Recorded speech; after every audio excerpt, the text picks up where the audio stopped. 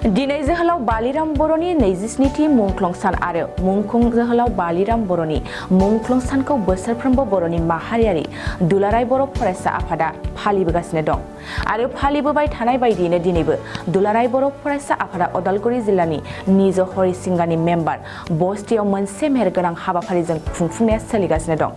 हाबाफारि बायदि हाबाफारि बेखेवनाय फिरफिला बिरहोनाय गोजोन आरो खौसेथिनि थाखाय फारौ बिरहोनाय हाबाफारिया जानानै थाङो आरो जोहोलाव बालिराम बर'नि 27थि मुंख्लं सान फालिनायाव दुलाराय बर' फरायसा आफादनि आफादगिरि दिफुन बर'आ गाहाय नेहाथारि कनिन्द्र बसुमतारीजों लोगोसे दुलाराय बर' फरायसा आफादनि गोबां बिबानगिरि बिथांमोना बाहागो लानानै हाबाफारिखौ खुंनाया जागासिनो दं। दिनैनि बे हाबाफारिनि गेजेरजों दुलाराय बर' फरायसा आफादनि आफादगिरि दिफेन बर'आ बिबुंथिनि गेजेरजों बुंथियो। बर' हारिनि थाखाय थैथां खामानि मावनानै गावखौनो मुंख्लं खालामबाय बिथांमोनखौ जों अरायसम मान बावनांगोन आरो जों गावजों गाव एना एनि सानलायनायखौ गारनानै बिथांमोननि साननाय हनायखौ मावलांनांगोन होननानै फोरमायो। लिडार आरो सासे गावनि जिउखौ बावसोमग्रा नेशनेलिज्मनि थाखाय पेट्रियटिज्म माहारिबादनि थाखाय आरो बिथांनि दिनै 27थि थैनाय सान एबा मुंख्लं सान आरो दिनैनि बे सानावनो 1992 मायथाइयाव बिथाङा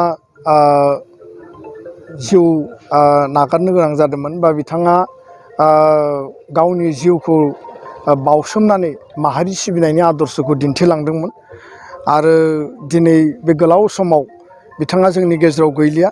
नाथाय बिथांनि जिखिनि हाबा मावलांनाय सान्थौ सानस्रि बिथांनि माहारिनि फारसे जि बावसोमनाय नेशनेलिज्मनि फारसे बिथांनि जि गाबखांनाय बेयो अराय गोथां जानानै थागोन।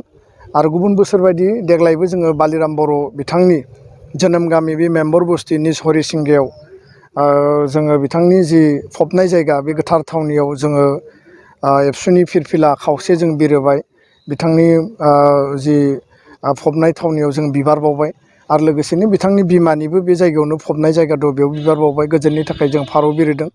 दा बाथ्राया जाहैबाय मा जे जोहोलाव बालिराम बर'आ सासे मेंनो रोङै दैदेनगिरिमोन, सासे गिनो रोङै दैदेनगिरिमोन आरो बड'फा उपेन्द्रनाथ ब्रह्मनि जि आलादा रायजोनि जि सोमावसारनाय पलिटिकेल जि सेल्फ डिटारमिनेसन माहारिनि थाखाय जि सोबख'नाय गादबनाय नासयजानायनिफ्राय उद्धार खालामनायनि गावनो गावखौ सासन खालामनायनि जि मोनसे बेंखनथाइनि जि सोमावसारनायमोन, बे सोमावसारनायनि सासे आगदा आखाइ बायदि सासे दैदेनगिरिमोन। जेरै सोमला बसुमतारीया सासे मैखोम दैदेनगिरि, जोहोलाव बालिराम बर'आबो सासे मैखोम दैदेनगिरि। आरो दिनै बै थासारिया जेरैबायदि सरकारजों जुजिनाय गाव हारिनि गेजेरावबो एना एनि हिंसा हिंसिनि मोनसे थासारि दङमोन आरो बेखायनो जोंनि 1135 जन जिखिनि बड'लेण्ड आन्दलनाव 6 बोसोराव मुंख्लं जादों, बे मुंख्लंफोरनि गेजेराव गोबां मुंख्लंफोरानो गाव हारिनि हिंसा एना एनि गादबलायनाय फोजोबलायनायनि थासारिनि थाखायबो जिउ खोमानो गोनां जादोंमोन आरो बे थासारिया खोब गाज्रिमोन।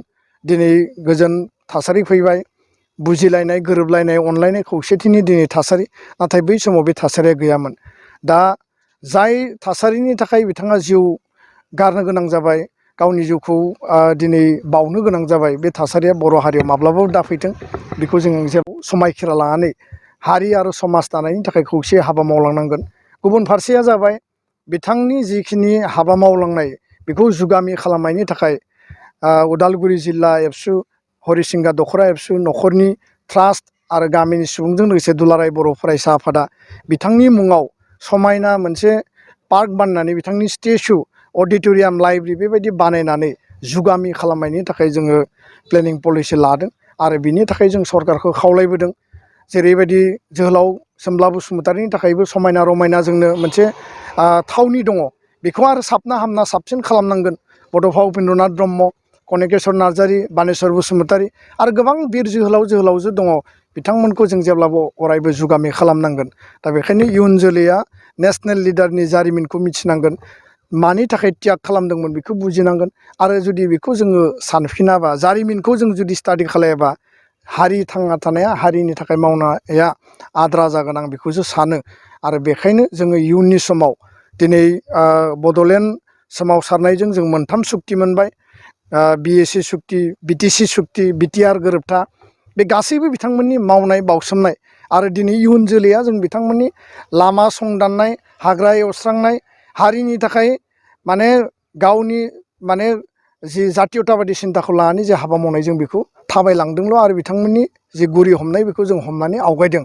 दा बेखायनो नैबे एकर्डनि गेजेरजों मुंख्लं नखरनो जि 201 परियालनि जि मोनसे लिस्ट फैदों 10 कौटि 5 लाख थाखा जि अनसुंथाइ होनांगौ बेखौ जाहाथे सरकारा गोख्रैनो मावनानै होयो। खारन बे फैसाया सेंसन जानानै फैबाय जों मिथिनायाव आरो दाख्लै प्रिन्सिपाल सेक्रेटारि बिथांजों सावरायदों आरो गासै मुंख्लंआ रावबो जाहाथे बन्सित जाया, रावबो जाहाथे थालाङा।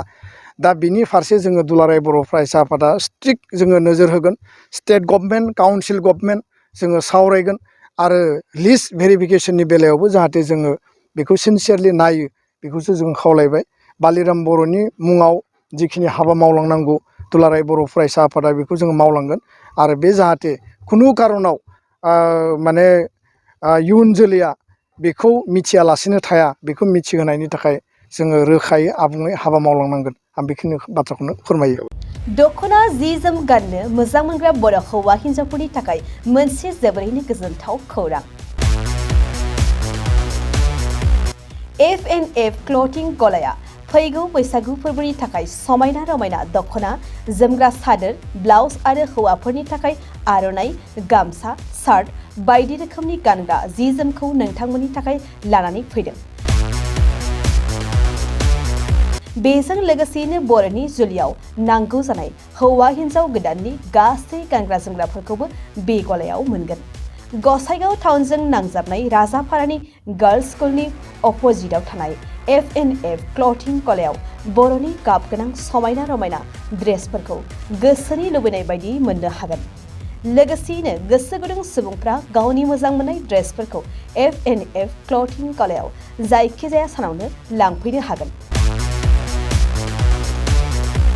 नोंथांमोना F&F क्लथिं गलायाव जि जोम, आर'नाइ आरो गानग्रा ड्रेसफोरखौ लांफैनोब्ला नैबे मबाइल नम्बर 8472858324 आव थोंजों खौरां लाहरनो हागोन।